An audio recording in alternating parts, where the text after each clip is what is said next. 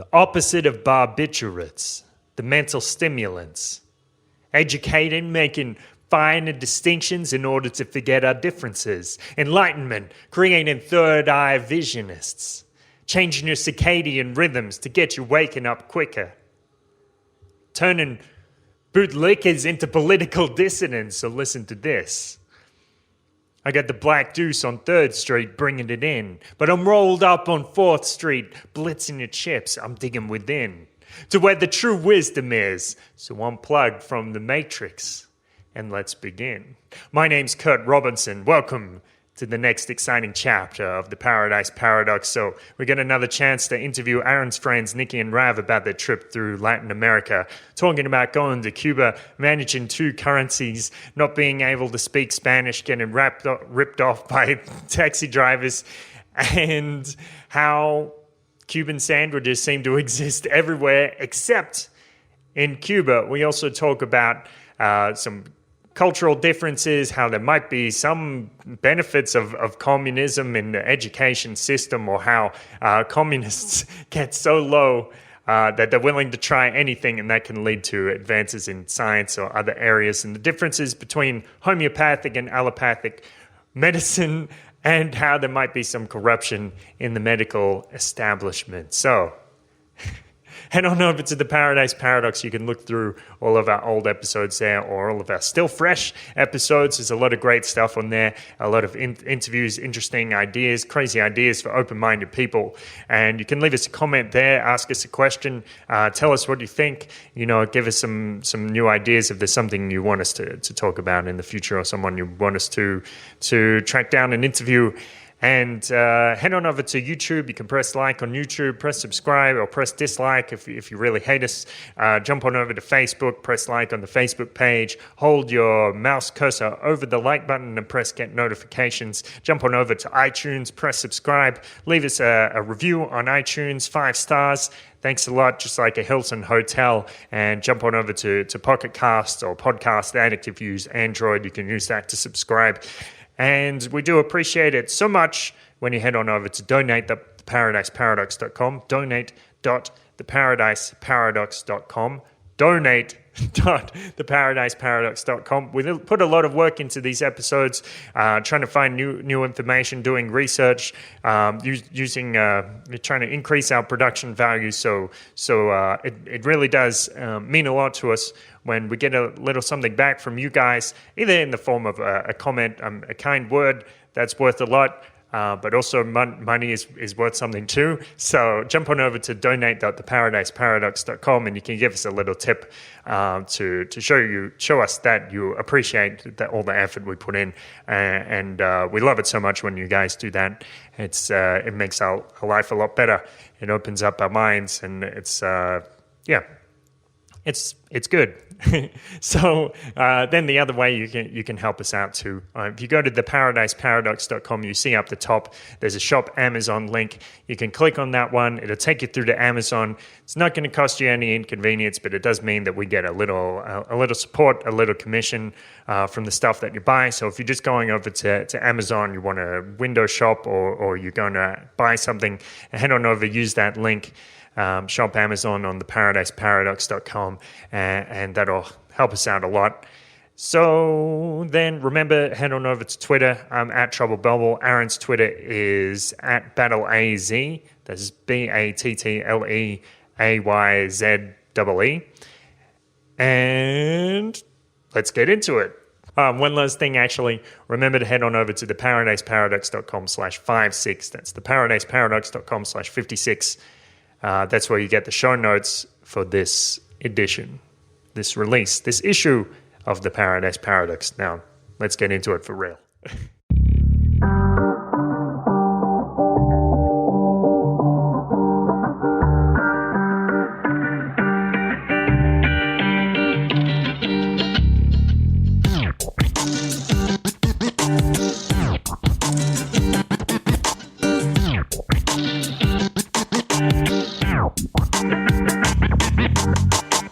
We're back here again with Rav and Nikki.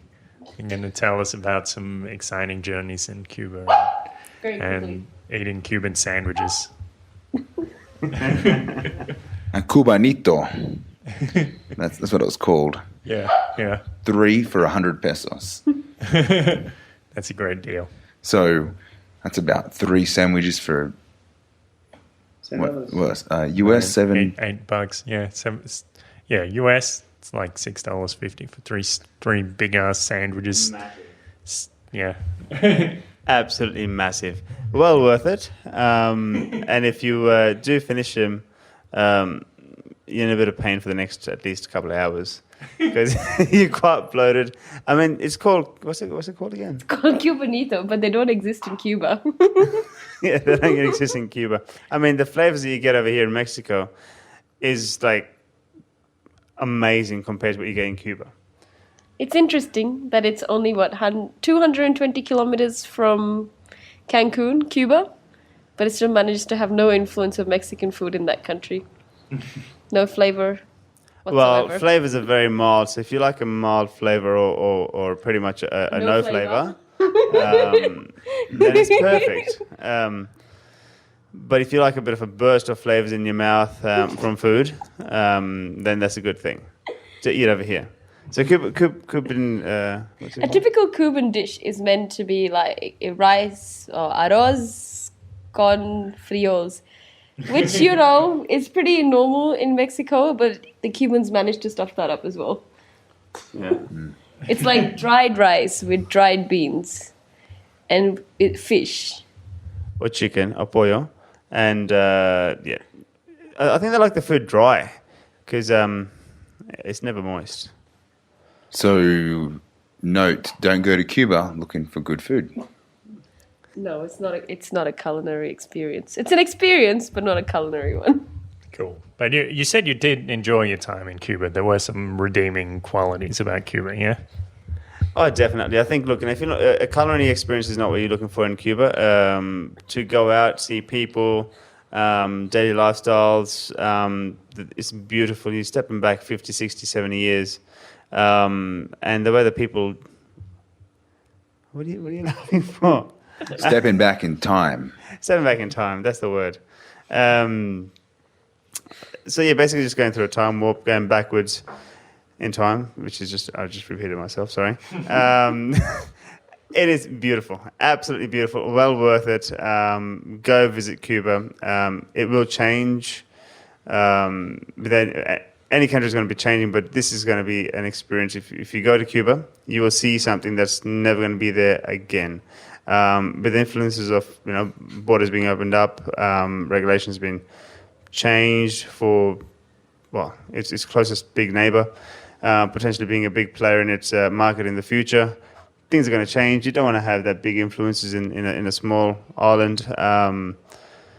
It's just going to become another corporate environment, and it's not what you want to see. So see it now. It's going to be fantastic. You'll enjoy it. And you may not get Cubanos. What's that thing called? Cubanitos. Cubanitos over there, because I don't think it Zero exists. Cubanitos. I'll be there next week. Well, these Cuban sandwiches, I ate a version in Colombia. Somehow it must have been like once upon a time, Cubans were, world renowned or renowned through Latin America for their magical sandwiches. Obviously, somehow that dropped off. But the thing we ate before, that was nothing like what I ate in Colombia.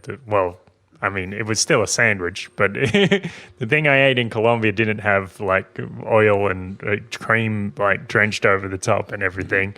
It was just a toasted baguette, more or less.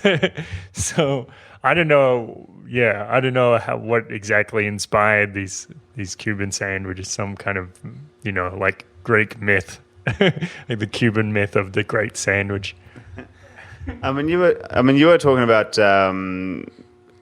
Was it French toast? And we think it doesn't exist in France, but apparently it does. Something very similar. Yeah. Actually, I think French toast exists like all over Western Europe because it's one of those things where you're like, what the fuck am I going to do with this stale bread? So actually, that's what they call it in France. They call it pain perdu, like lost bread, stale bread. What am I going to do with that lost bread? Make some French toast. So What are we talking about again now? We've gone from Cuba to France. So jumping back to Cuba, where you recommending go to Cuba. So I've a lot of my mates that have been to Cuba didn't enjoy it, and you guys are like, the minority here that said it was great, and they a week wasn't long enough. I think there's few things that I would say that you need to research more, and because there's not much available on the internet about Cuba, it makes it a little bit hard. But I guess that's why staying in casas and knowing the people helps, because they know what to do, where to go, what to what to eat relatively, but more what to do and what's happening, because this is not as easily available, the information. You need to know the right people. Like we had a good time because we managed to get in contact. We wanted to get dance lessons, Cuban salsa, and the lady that taught was a dance teacher at the University of Havana, and she was also the minister or something of cultural affairs. So, she took us to Afro-Cuban dance, and she taught us salsa. She told us where to go for dancing. So obviously that made a whole different experience. Now, if you had to figure that out yourself, you wouldn't have a clue. Yeah, I mean, when we arrived in Cuba, obviously I can't speak Spanish for crap, right? So I had no idea. When we arrived there, our casa, which is apparently, it is a house, and I thought it was actually a place. So I've got no idea. Repeat, stay in casas. I was trying to tell Aaron over here that, we stayed in a casa. He's like, yeah, it's a house, dude. I'm like, no, we've stayed in a casa, which is a specific thing. Casa is Spanish for house. No, you don't get it. It was called casa. But it's like a bed and breakfast. Yeah. So the guy that was actually that rented out his house to us, he was an English professor, which was fantastic for us because I couldn't speak Spanish at all, and Nikki was Can't speak Spanish, but she can speak about 2 words more than you. Exactly, which is fantastic. It's 200% better than me. And one of his associates was the dancer that Nikki was a dance instructor, which Nikki was just talking about. She is a professor of dance and also teaching in the Cuban national dance. She's the director of Cuban dance. She's Minister of Cuban Cultural Affairs. This sounds suspicious. Like, this is ringing my bells here. Like, you came into Cuba and you got the 5-star treatment by the government minister. Like, you went to the Potemkin village and they're like, well, let me show you all the nice parts. Who are these guys? Yeah. I mean, it is so easy to get gypped. That's right. I don't know if that's Australian slang, but it's easy to get ripped off as a tourist in Cuba, because what they do is they will ask you, is this the first time you've come to Cuba? Yes. Are you enjoying your stay? Yes. Let's take a taxi ride 5 minutes down the road. We'll charge you $20 or 20 cooks, which is CUC, Cuban convertible pesos.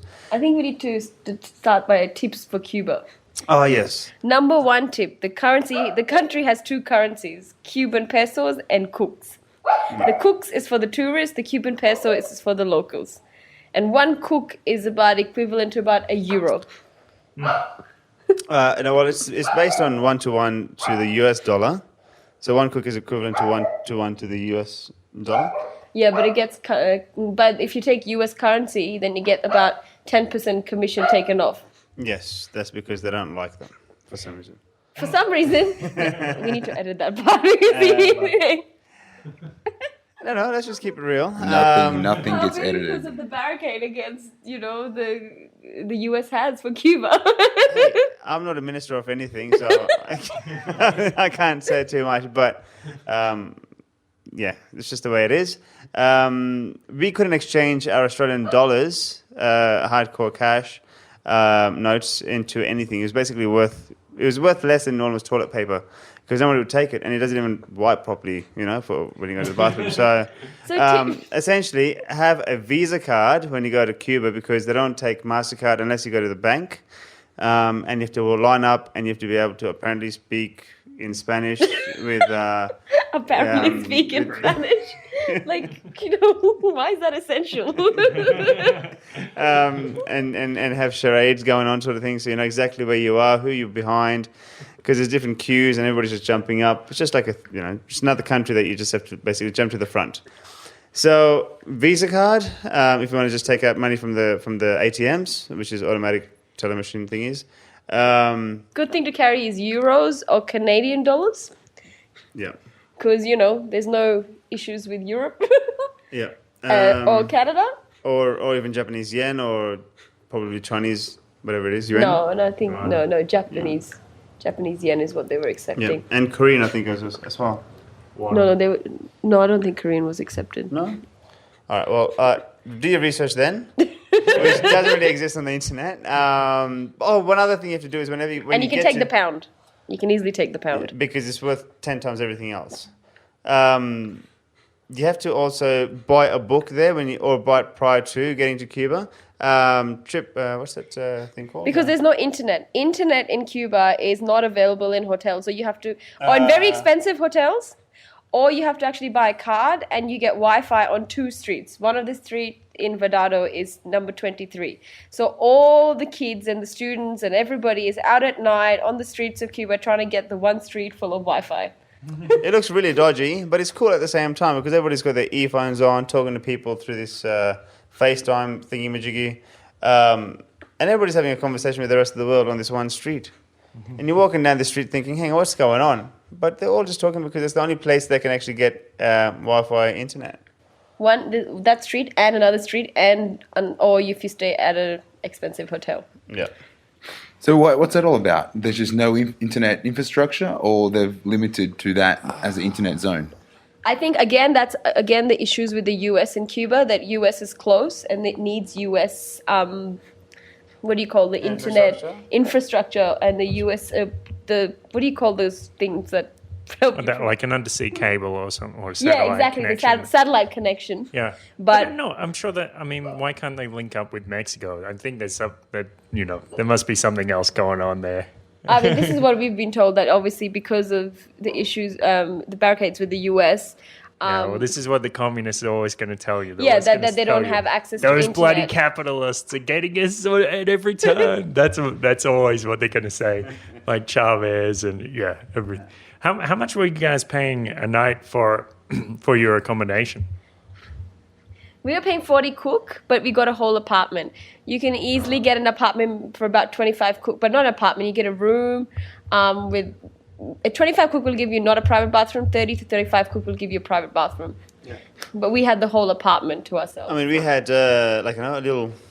What's that thing called? Like a little walkway areas, a couple of seats in the walkway, kitchenette, dining area, little lounge area, TV. We had 2 bedrooms in our room as well. And you booked the bathroom. penthouse. Yeah, pretty much. It's very good. Look, no, the houses don't look fantastic from the outside. It's only because there's no interest in actually making it look fantastic from the outside. Who's going to pay for it? But each individual unit that is owned inside looks fantastic. It's nicely painted up, especially if it's going to if it's a casa that people can obviously rent out. Cool. It is government approved. With these casas, you're saying that people just rent their houses out like a bed and breakfast, but is government approving? Yes. Correct, yeah. Well, you need to look for a sticker or something? Like Correct. It's an upside down anchor, a blue anchor, approximately, I don't know, a foot by a foot. So they're big.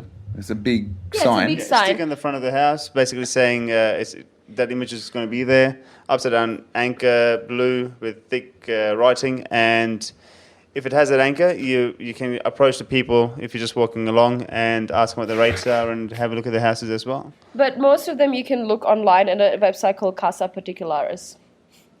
Not all of them, because obviously some people don't have access to the internet. And but what I mean is, if you're traveling beforehand and you need to book a casa, most people go on a website called Casa Particulares. Or I got in contact with a guy called Mario Rizzi, who wrote a book on Cuba and managed to organize a taxi and casas for us. Now, we also stayed in Vedado, which is about 20 minutes away from Old Havana. Old Havana is a lot more enclosed, beautiful, Yeah. but we had booked a casa, but apparently it wasn't available, so we just decided to stay the whole time in Verdado, which is definitely more spacious and much cleaner. So it depends. I mean, if you're happy, Old Havana is beautiful, but if you're a bit claustrophobic for space, it's not the place for you. Okay, cool. I'm trying to imagine this city built like in old times, all tiny and built on top of itself. But I guess you got to go there to see it. Honestly, dude, you're gonna absolutely enjoy. You have to see Old Havana. Habana. Habana Vieja. Habana Vieja. And it is sensational. It is. You'll get sick of people just asking you for, I don't know if it's called rickshaw rides or whatnot, or taxi or whatever else. But that's just people trying to make a living, right? I mean, the average, the earnings that they have per month is between 15 to 20 US dollars for a good worker, or if you're a lecturer, professor of whatever in a university, you may get about 40 US dollars a month.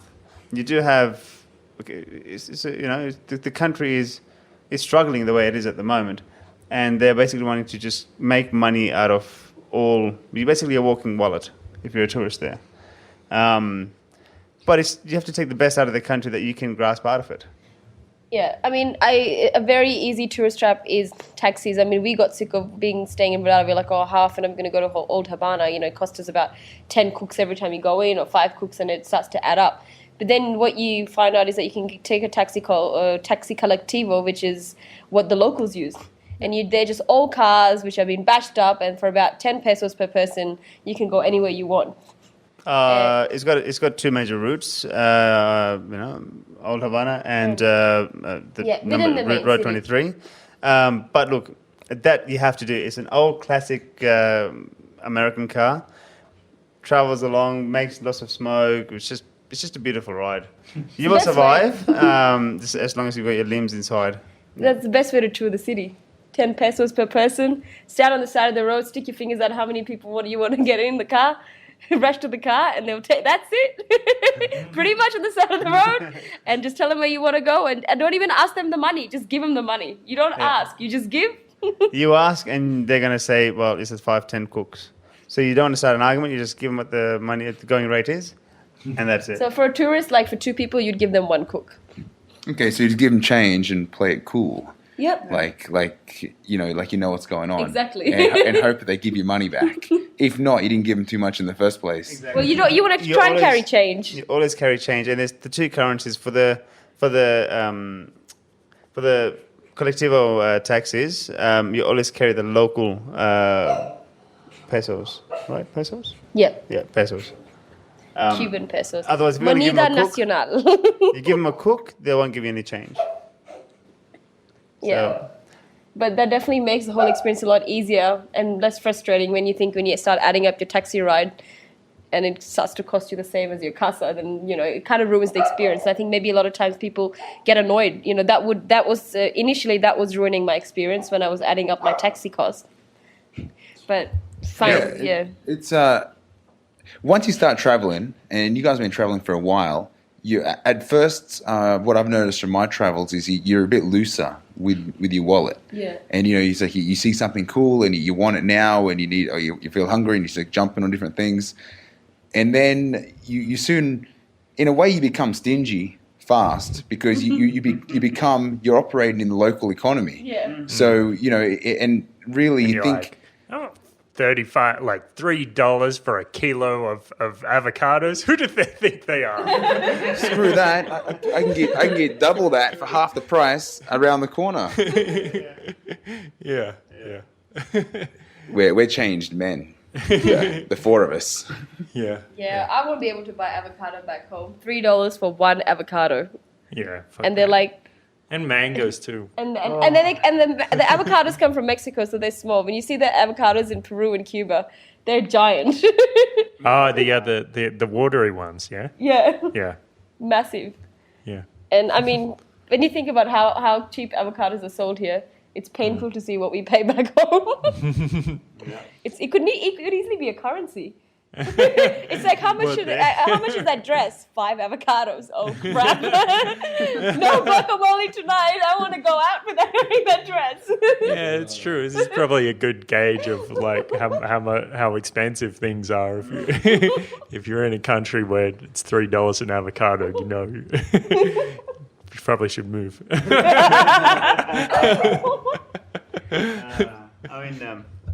I mean, Nick's sister says, "I want to get rich because I want to be able to buy, I want to be able to buy avocados and just spend my money like that on avocados." Without thinking. I mean, another thing is the people of Cuba, beautiful people, absolutely beautiful people, except the people that are trying to rip you off, which is the taxi drivers and shop owners and whatnot. But when you meet people on the road, people are just so nice. They want to just talk to you. They want to know where you are. Like we say, yeah, we're from Australia. They go, oh, land of kangaroo, kangaroo. What else do they say? Or for you, for us, they go India, India, India. Yeah. And I go, no, mate, I'm from And Australia. they're like, oh, but you're black. Like, Negro. oh, it's not only white people that live in Australia. We're a multicultural country. But anyway, so that was just too much to actually tell them in English because they couldn't understand it anyways. So we just say, yeah, I'm Indian dude. Yep, cool. Yeah, just keep on moving on. But the people are beautiful. They do have a unique look as well. You've got your Spanish look. You've got your, the Negro, black.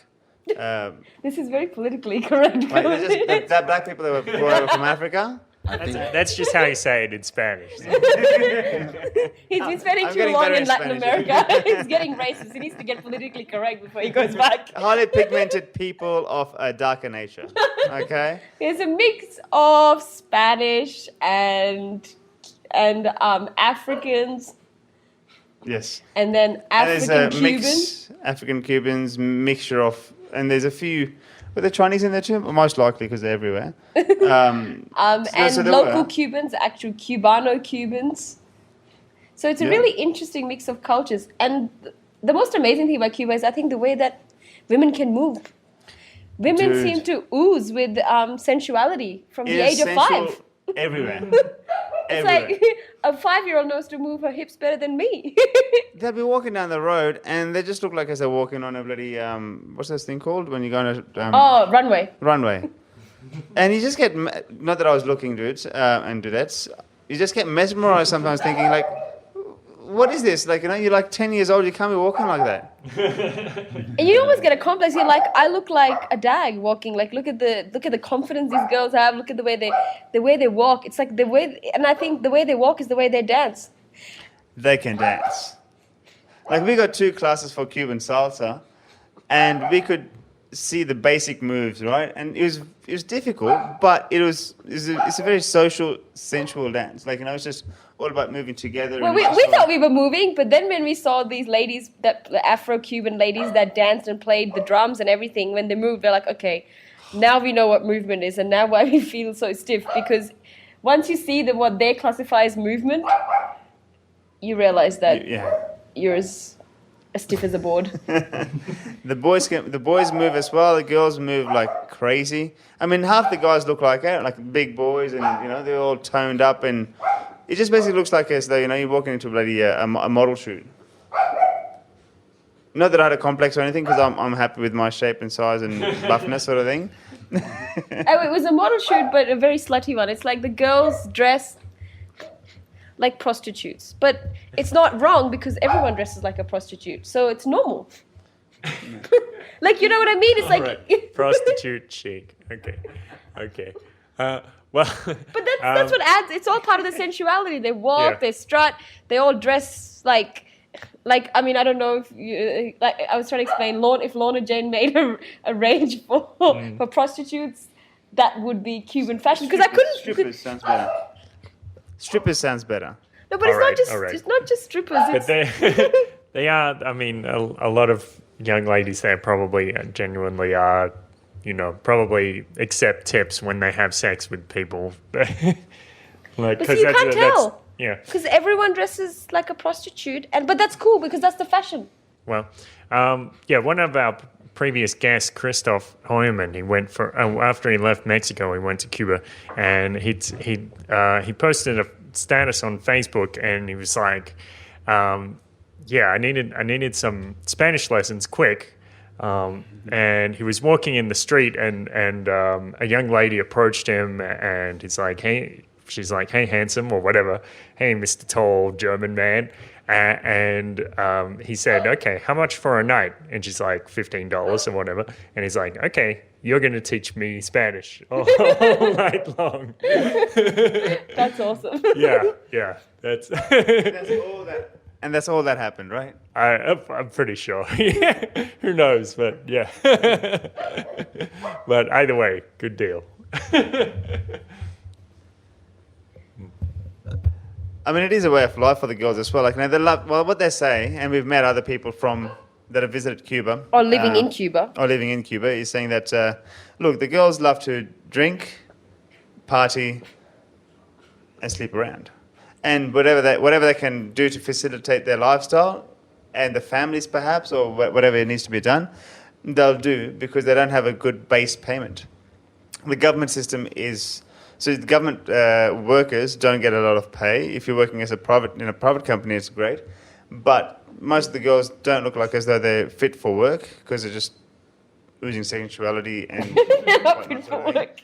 I mean, okay, how's about this, guys? We Work rocked is up... only for ugly women. No. If you're losing sexuality, you do not need to work. we rocked up, right? We rocked up to the airport, and the ladies are wearing the uniform, all tight, and With fishnet stockings. hang on, and they got like low cuts all the way down to here, belly buttons or something, and they're short skirts, and they're fishnet stockings, and high heels or whatnot. I'm thinking, dude, is this for real? Have I ever... You make it sound like it's just a little island, to the west of the US and the west of Mexico over there. But we're talking about it like it's a whole different planet, where people look different, where they walk different, where they dress different, where they eat and sleep different. Is it really that crazy? Yep. It is back in time, and I think it's a bit east. East. Or east, west. I mean, it really depends on how far you want to travel. That's true. If you want to get But yes, no, it is a step back in time with people who've just love having fun and interacting with people in a sensual way and whatnot, sort of thing, and it's just fantastic. I mean, intimately together and off. Look, they basically have a culture of a woman has a lot of power through her sensuality, and it's good to see that is still strong in the country. Well, it's two perspectives. I mean, we met a gentleman who was living there and said that obviously because of the way that the government works, these people were pretty much fucked up. So all they do is drink and fuck because there's nothing more to work towards. I mean, they can't work harder to get a better income or a better job. Nobody has any job satisfaction because you get crap pay. The government gives free education, an amazing education, which we found out from a gentleman who was living in Belize but studying in Cuba, and said their medicine degree is amazing. They're finding cures for cancer, which I hadn't even heard of. They're making a cancer vaccine out of scorpion poison. And also using homeopathic dilutions, which Australia still thinks is voodoo, where the rest of the world is actually using that as new technology to cure cancer. Well, yeah, I mean, the Australian and other countries that have got a higher influence by the pharmaceutical companies only base their results on physical tests of statistics, which can be, look, you can have a statistic for a product working, but if you've got like so many other faults with the product or a prescription or a medicine. You mean like side effects? Side effects, yeah. They don't count because it's only a statistic. And if you've got 1 million people that you've actually put through this clinical experiment, yes, maybe 5 of them died. It's okay. 999,000 whatever people survived. For how long? But they never do any retesting past maybe even the testing is maybe max 10 years. Most cancer return, after that. With the FDA in the United States, they won't like they'll. It's very, how can I say it? It's kind of a superficial veneer of legitimacy to these pharmaceutical companies. Like they'll demand, 3 or 4 clinical trials showing the effects, but the pharmaceutical company will do 100 trials, cherry pick the nice ones, and they'd say, there you go. Let's go with that. And Aaron just had a good point. I said, how long are those results valid for? Is it valid for 10 minutes after the sorry, I'm just exaggerating here. Is it 10 minutes after the experiment, or is it after a year or 2 years or whatnot, and seeing exactly how those remedies actually impact the people? They see statistics purely based on what their timeframes or the parameters that they put in through, like there's the pharmaceutical companies that put in parameters that suit their results, what they're seeking. They get those results, they publish them. They don't want to then have other remedies that have other thought. How do you say this thing? Other medical approaches to actually providing a cure to treatments for an ailment to actually work without having statistical analysis on is 1 + 1 equals 2. That may not be an appropriate way of actually finding out if the remedy works, because it may be a longer-term approach to solving an ailment, because an ailment is not always cured by putting a Band-Aid on top of it and saying that is the cure.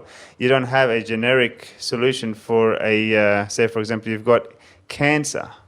Say you've got, liver cancer, or you've got, I don't know, whatever other cancers there are, right? Breast cancer and whatnot.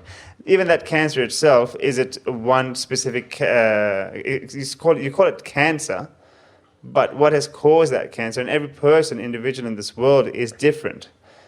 Look, I'm not a doctor, but I can see as a layman that you can't have a prescribed way of saying, okay, you have to do this, this, and this, and every person has to do this, this, and this, to have the same way to get the cancer in your body, and then I can provide you with a solution, which is generic, which is then fine, but the person has to have the same steps in their life that they've actually done to then have the same issue to provide a generic solution, right? No? Maybe? No, were they? I'm saying I think what you're trying to say is that it's one format. Most people get different types of cancers for different reasons. Everyone has a different lifestyle. So someone could be a smoker and they say you've had cancer, but someone could be the fittest person, exercised every day, everything perfect, and then ends up with cancer. Well, what's the link? There's obviously different reasons why people get cancer. So if there's different reasons why cancer is being caused, then there must be different reasons to approaching that problem. Yeah. You can't have, unless cancer was only caused by one way. It's unless they know, the cold, is caused by a few certain viruses. So not that they've even found a cure for the cold. So cure for cancer, it seems to many countries far, which I think it obviously exists. But obviously the economy runs on keeping people dependent rather than keep making them, able to, freeing them of the disease. So if someone is dependent on cancer treatment for the rest of their lives, or they can get a treatment but then they have to be on a medication and it comes back, there's way more, that's a much better business investment than curing it and then for it to never come back.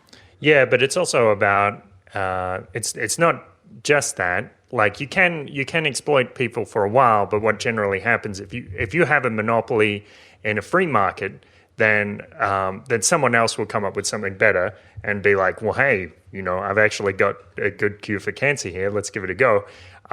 But in the first world, you're in this state of regulatory capture, where it's only the big pharmaceutical companies that can get the drugs approved and have the right marks on them and stuff like that.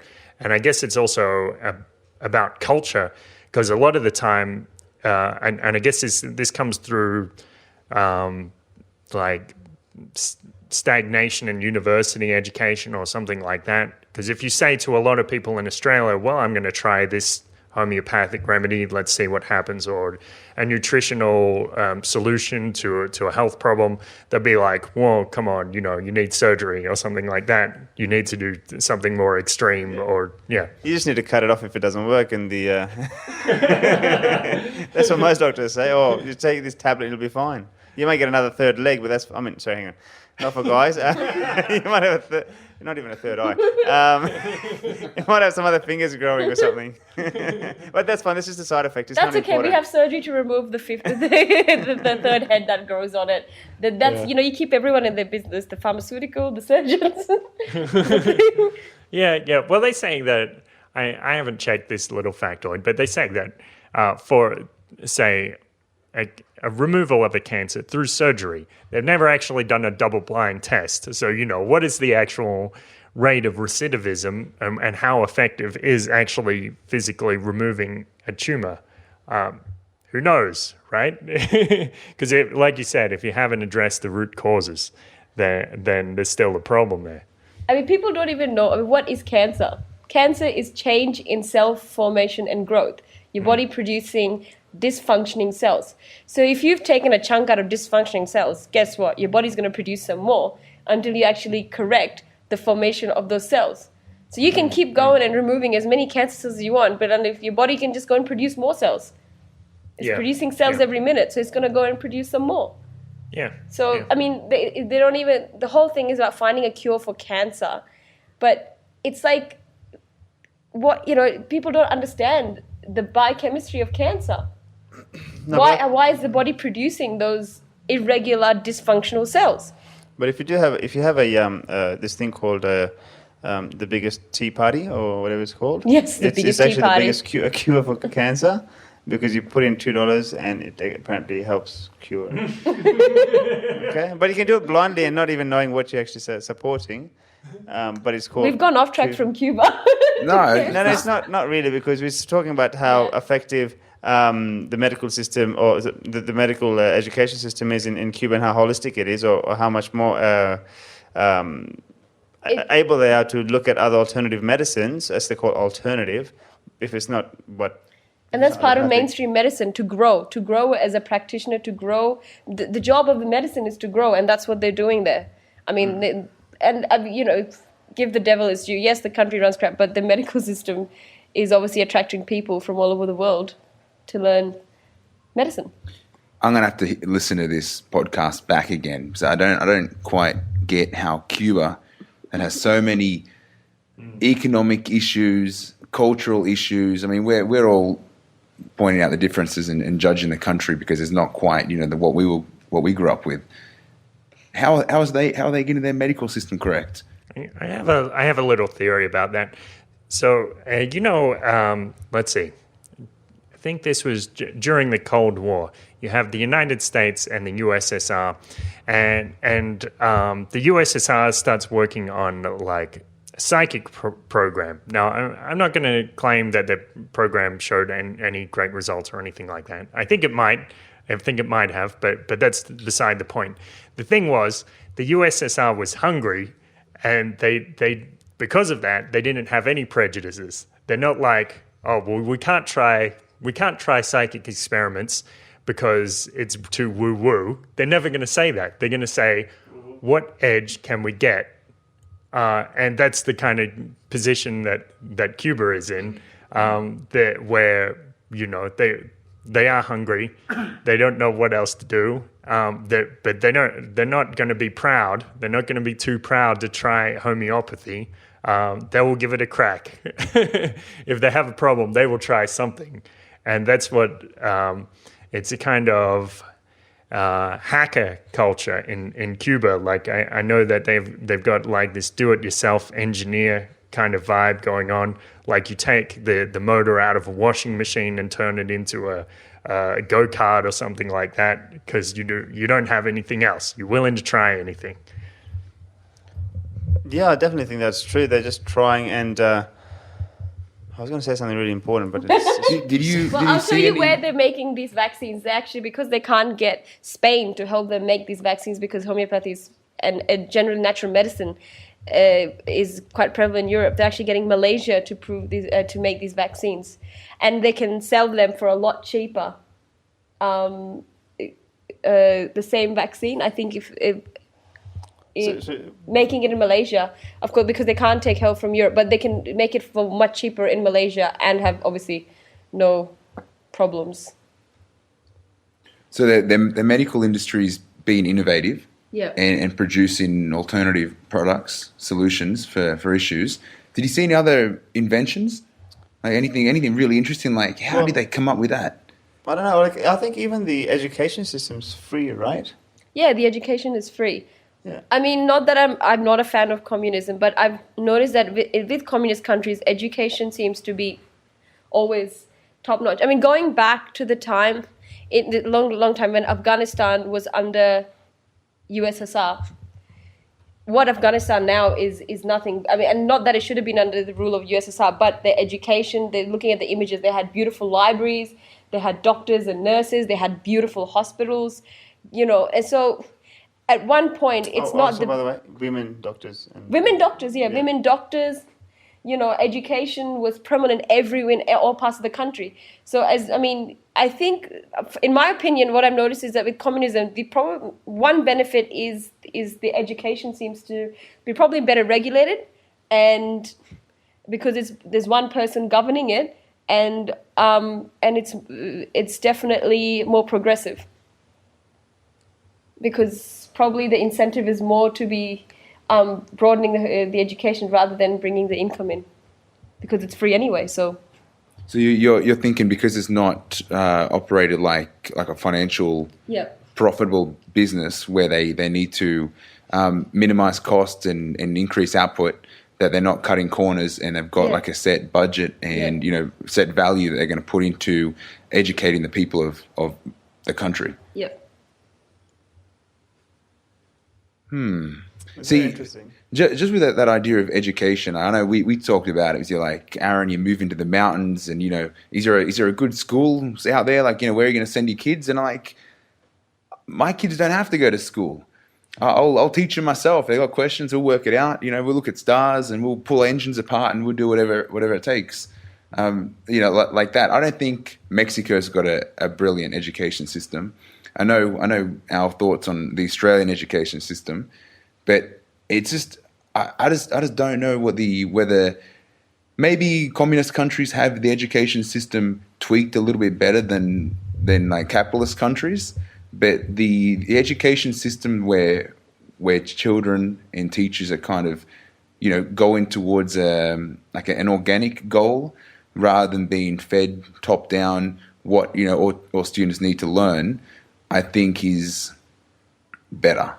Like something where the system itself, from the individual, can decide what I want to learn, or what the teacher, like what I think I need to teach, is possibly better than a system where they're getting syllabuses written by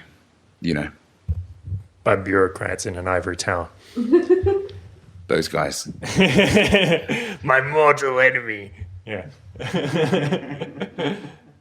But you guys agree, right? Like, I'm trying to put together, where we're at compared to what you saw in Cuba, compared to, your knowledge of other. Look, Aaron, when we talked about, like, even for the first 2-3 days when we got here, and you spoke about your experiences while we were driving in this crazy driving town of Guadalajara, Jalisco. Zapopan. It's popping, man. It's popping. It's a popping. We were just talking about how you went through your life experiences and how little you thought you knew of the world, or you did actually know a little about the world compared to what other people have learned through just this higher education, through the high schools, primary schools, and all that. And Nikki, when you're talking about your learnings through the Indian education system, when you got to Australia, you seemed like as though you could have finished off year 12 already when you got into like year 8 or 9. Yeah, I probably could have. I was dumber by the end of year 12 than I was when I landed here. I seriously was. I mean, you're taught in Australia, only taught to do things that are specific to getting the grades to get you past, to meet a means to an end of basically an end to nothing really, apart from getting a higher education, piece of paper that says, well, you're a master of this, or you're a graduate of this, or you're a garbage cleaner, whatever you are. You've done this, fantastic. But by the way, you don't have worldly knowledge. You don't have things that are encompassing a lot of information. You've been bracketed into university degrees and whatnot sort of thing. You've got this piece of paper saying yes. Well, this was something you were talking about, Aaron, before. about your business side of things, right? Your master of business and whatnot. I thought I knew about business. I've had a few jobs where I was in a business role where there was a bit of pressure put on me to, whether it was a combination of sales and marketing and actually, business construction of the internal workings, where, I'm just regurgitating textbook formulas and models and putting together, and I can talk a big game, and I was able to. That's true. A game coming at you. I was able to win over my bosses at the time, and maybe I did some good things, but I'm looking at now, like being out in the streets in Mexico and having to hustle, one coffee at a time, or just seeing how other people work. Like when we were picking up Kurt today, we saw this like absolutely clapped out youth, just He had crawling, it going, man. He had it going. crawling down the street with his 12-inch megaphone bolted to the roof or sticky taped to the roof, yelling out peanuts, 5.50, tamales, 8 pesos, tamales, beef, chicken. Man, they're selling tamales for 8 pesos. Right on your street, man. Wow, okay. That's So- a good deal. It's a good deal. Yeah. Like- You missed out. Okay. Did you get some? No, we didn't get any. I promised these guys I'd get them some tamales mañana, because the guys in Mexico City is more of a tamale city than Guadalajara. Tortas de tamale. That's Yeah. delicacies. Yeah. But this guy and like it's like making a lot of noise, and these guys, their Spanish isn't polished, so they're like, what's all that noise? What's his truck doing? And then we just saw like ants come out of the woodwork. Like we could see people just coming out of their houses and buying all this stuff, and it was really cool. But that's business, not what they teach you when you're sitting in this huge big room. He has such a variety of products in the back of this dingy looking truck. He's got this megaphone on the top of his roof. Yeah, just And look, he's working the economy that he wants to work, right? He's getting down there, he's cooking all of these things, chucking in the back of the ute, driving around, and then he just basically stops. People just come out, and Aaron told me, look, mate, there's going to be people coming out, and like give it 30 seconds, you'll see people coming out. And I said, oh, bullshit, man. no. We're sitting on the back of my car drinking beers, and I said, hey Rav, check this out. Like this guy's selling this, and this, and we're gonna have people just walk out, and you're like, all right, I'm watching. And it literally people just from this side, that side, it was all happening. And I'm sure he's paying all the taxes and everything like that, That's The car didn't even have Red Joe. I didn't see any number plates either. Final verdict on Cuba. Any final notes, most important tips for travelers, most revealing parts of Cuban culture? Just go and experience it. Do a bit of research beforehand and just get out there. Immerse yourself in the culture. Or not the total culture that we've talked about in the past. But get a feel for the locals as well. Not feel, but physically feel. Feel the locals. But Just like Just Coco go. Bongo. just get there and adventure. Get out there. Don't just sit in your casa and think the world's going to come to you like like it's not like Cancun. People are not going to come up to you with tourist pamphlets or anything like that. There's no pamphlets unless you go to a hotel and they'll have pamphlets there. Buy a map, get out there, enjoy. No internet. Feel the world how it used to be 50 years ago. Yeah, I think that's the best way I can wrap it up. Well worth it. Cool. Okay, that sounds pretty good. What do you reckon, Nikki? Yeah, Yeah. probably top 10 tips. Yeah, I don't know, top 10 maybe. I don't know. Tips. Stay in a casa. Make sure you look out for the collective or taxi. Make sure you take either US, Canadian, pound, or euro Or when yen. you're traveling, or yen, or yen. And make sure you don't listen to the taxi drivers. Make sure you bargain. Oh, yeah, that's fine. So whatever price they give you at a taxi stand or any price anywhere, everything is negotiable, even in top-notch shops. you can bargain everything down. So if somebody's on the street selling you something, they say 10 cook, no, go for 4 or 3 cook. They'll go, no. They're like, well, give me a reasonable price. It's usually half price. Suggest don't eat fish near the Malecon because there's oil spills there. Wow. Take a ride in the new American car. It's worth it, but make sure you don't pay more than 30 cooks for it. And yeah, that's the best tips I can give you. Okay.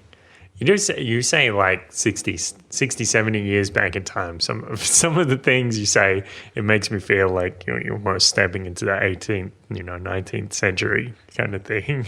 Oh wait, I missed out on a few things. Make sure you go listen to jazz and do Cuban salsa. Okay, all right. That's very important because it's very part of it. And also go to an Afro-Cuban performance dance show. Yeah. That really made our trip. Okay, sounds good. And maybe get a medicine degree while you're over there. While you're over there, yeah, definitely. Just stop on by. Yeah, I think that sums it up. Yeah. Sweet. Cool. So we're going to Cuba now. I don't know if I could handle not having the internet, or it sounds very relaxing. I'm getting used to it with my Telmex service, no internet. But to go and actually live there, I don't think I'm ready. I think it'd be too much of an adjustment. But like Ravi said, a week wasn't enough. No. Oh, you need to, because everything's slow over there. So if you wanted to get something done, or if you wanted to plan something, you really have to be on the ball and know the right people to get things done. Otherwise, it will take you a long time. So you'll need to spend you can spend a couple of months there. You probably still won't see all of Cuba.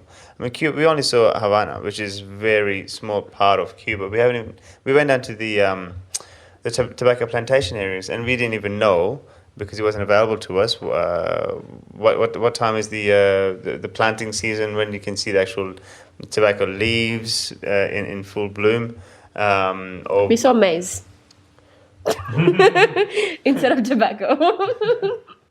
But yeah, no, we went into the I don't know, they're not even really farms. What do they call those things where they hang the leaves on the ceilings? Oh, the tobacco factory. Okay, yeah, the factory. Yeah, I mean, we got to smoke organic, no chemical Cuban cigars. Cuban cigars.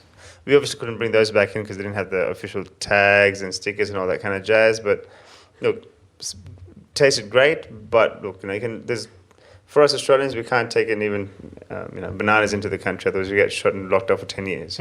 So you've got to really look into what you can take back home. But immerse yourself with the things you can buy there.